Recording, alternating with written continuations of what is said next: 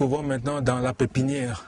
Quand je dis pépinière, c'est l'endroit aménagé pour faire germer les semences qu'on donne aux déplacés. On donne à chaque ménage 25 grammes de choux, 15 grammes d'aubergines et 10 grammes d'oignons. Ils ne vont pas s'aimer les 25 grammes du coup. Ils peuvent s'aimer d'abord 5 grammes et par la suite, après la récolte, ils sèment encore 5 grammes ou 10 grammes selon l'accès à la terre. Les choux ont un cycle très court, c'est-à-dire 3 mois. Au bout de 3 mois, les déplacés peuvent déjà récolter. Soit une partie, ils les vendent et une autre partie, ils les consomment.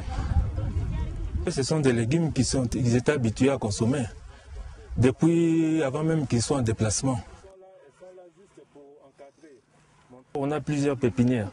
Vous voyez par exemple là-bas aussi, c'est une autre pépinière. Qui est aussi sous enclos comme ici là? Oui, voilà, c'est ça quoi. Ah, au fond là-bas là, Ouais.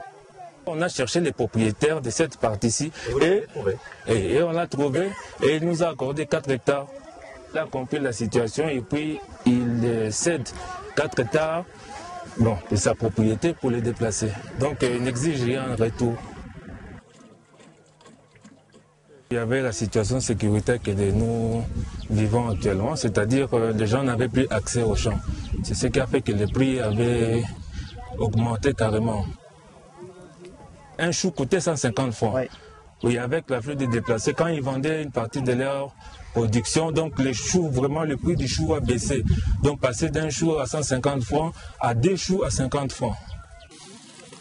La première urgence travaille toujours avec des associations locales. Il y a certaines personnes qui ont été formées, qui suivent un peu la formation que la première urgence organise ici. On pourra dire que même après le départ des déplacés, ils vont continuer avec cette formation, surtout les familles déchargées des centres nutritionnels. Nous avons à peu près 73 agronomes qu'on a trouvés localement qui nous assistent à encadrer les familles déplacées et les familles autochtones. Chaque déplacé amène la quantité reçue et à partir de la quantité reçue, les agronomes les encadrent, les forment, leur montrent comment faire des plates-bandes, comment transplanter et ensuite jusqu'à la récolte. Une fois à la récolte, ils les facilitent pour la vente ou voir même comment ils peuvent utiliser leur production. Par exemple, celle-ci, cette plate-bande ici, c'est en fait 20 ménages déplacés qui y travaillent. Et 20 ménages déplacés représentent 100 personnes.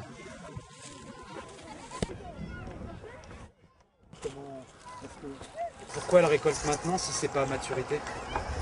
Non, ils ont faim.